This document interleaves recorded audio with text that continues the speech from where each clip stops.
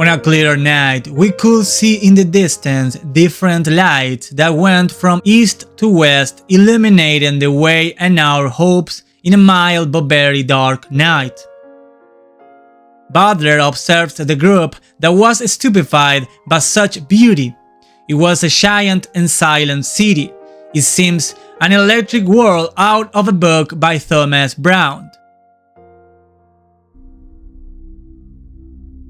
We decided not to wait any longer in unknown waters because of the possibility of being attacked by an enemy that we still didn't know because of the warning of the ship that had intercepted us when we crossed the walls.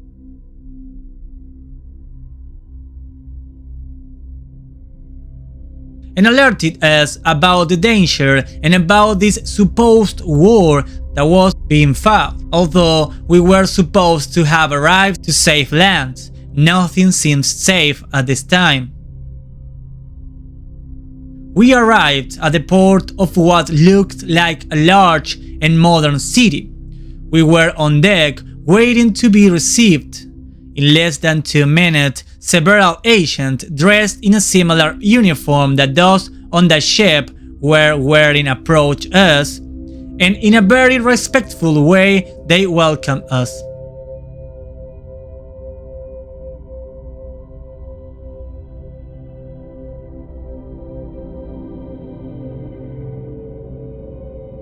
"Welcome to the Ancestral Republic," one of them pronounced while shaking hands with Butler. "We are happy of your visit to our land. It was something unthinkable. We were informed that you would come, but anyway, we couldn't believe it until we saw it with our own eyes. Your visit is so rare, not to say impossible, but here is our joy to receive you," he pronounced. Butler thanked on behalf of those who boat and introduced me as the owner of the boat. I was going through all the emotion together that can be imagined, and immediately wanted my question to be answered. Although the fear of being in unknown lands in many occasions overcame the strong emotion of having discovered something immense, I was carried away by the latter. I think the whole team started with the idea that this trip had every chance of going wrong, but here we were in the lands behind the Antarctica and being welcomed by citizens of a modern city. It was time to ask everything.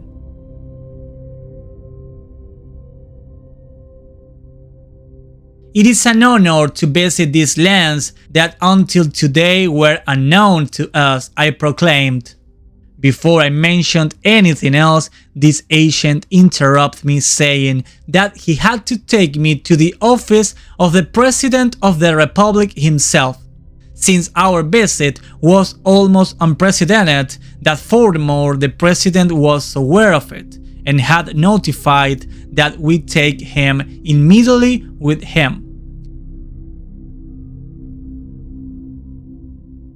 He asked me to accompany him and looking at Butler, who nodded his head. I went after him among some people who observed the situation. We were strangers who came from inhospitable lands. I think this generated such confusion in people as in ourselves. A vehicle that I had never seen in all my life was waiting for us. There was not even a corner, at least in this part of the city, that was not reached by the illumination by the great lanterns that adorned and generate the sensation of being in a tale of the best riders. The silence of the city was now more understandable, knowing that there were no carriage, horses, or any type of vehicle that I knew from my experience in big cities like New York. The difference was abysmal in everything. Their clothes were also colorful. The agent that accompanied me had in his hand a luminous device that transmitted different images and voices. The language that was spoken was different and I didn't understand a single word. When we arrived, I followed the agent until we entered the immense building. There were connections for all the passage between each room. There were seats of different types. The lighting was dim. When passing to one of those rooms, I touched one of the walls, which were as cold as marble. I had again some fear about everything. I was leaving. I understood the protocol that our visit was not common at all, but I was already dizzy between so many stairs we climbed. The agent asked me to wait for him in one of the comforting seats. The truth is that I could have waited there for hours. Comfort of those were undescribable. A tall man with a mustache came out to greet me.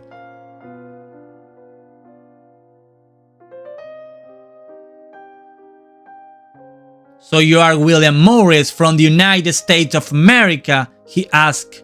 "That's right," I answered. This gentleman shook me tightly by the hand, commenting that he was sorry to receive me in one of the worst situations experienced in that republic. In fact, he commented as follows: "My name is Fael. I am sorry that you have arrived in these times we are going through. It would have been totally different your visit and our reception in normal situations. You will know how to understand now when I put you in context." I had so much confusion and questions that I couldn't say a single word. "You see, Mr. Morris, the situation is extreme and there are moments of tension. This war was usually seen from afar, and now we are part of it. I should explain many points for you to understand, but I will have to be limited because I had many men sailing at this time and they need valuable information."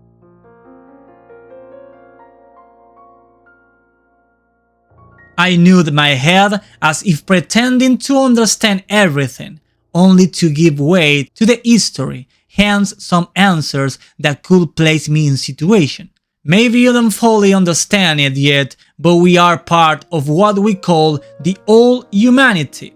I mean, we were not part of the last reboot process. Do you understand me?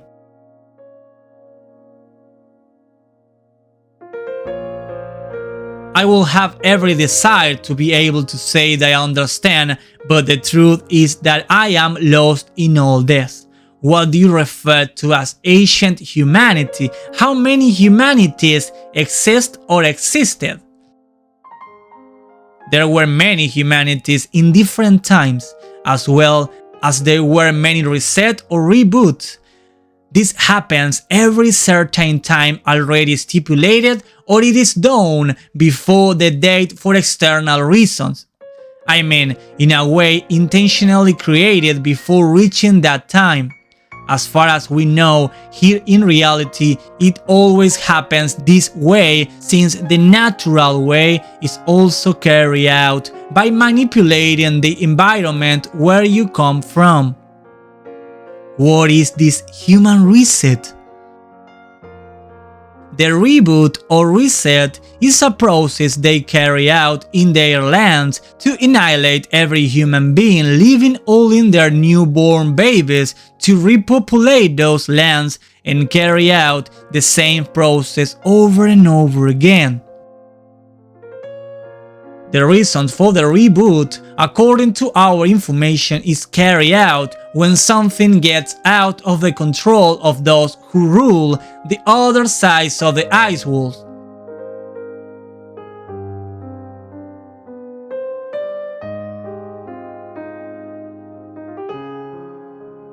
The factors can be several and they do not doubt it. Believe me, the knowledge of other lands can lead to a reset. It could be by pests, floods, fires, plagues, wars, missiles, of war bombs that they call asteroids. Or it could be all together. it doesn't matter how. The fact that we have escaped before is reason enough of a threat for them not to want us breeding. Do you understand me now, William?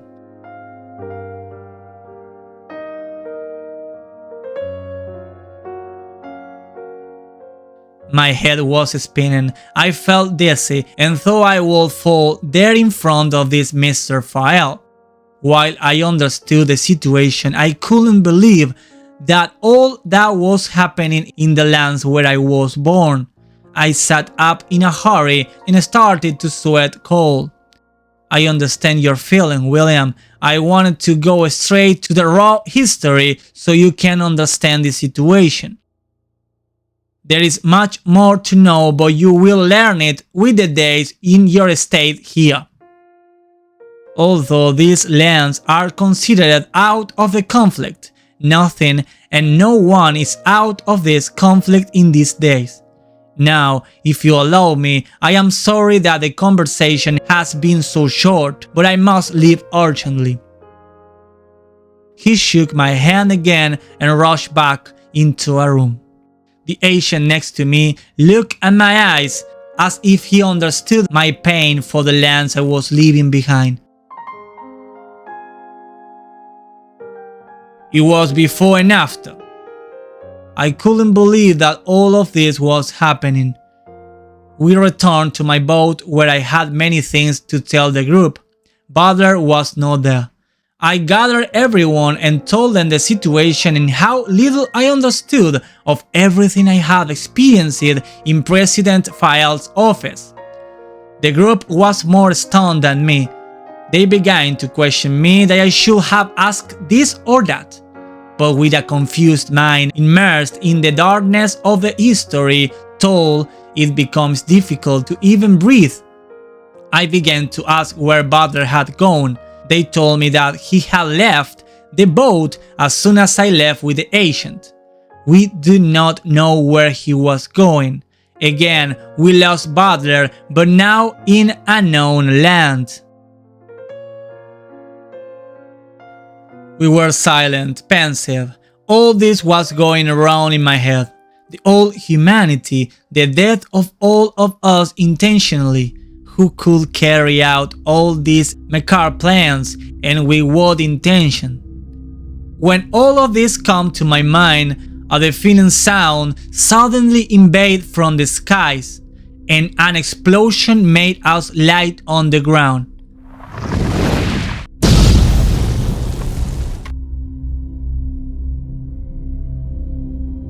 The earth shook and the water shook our ship as if it were made of paper. Everything exploded around us. Our eyes were wide open and we didn't understand what was happening. We ran to the deck and saw the worst war landscape that anyone could observe.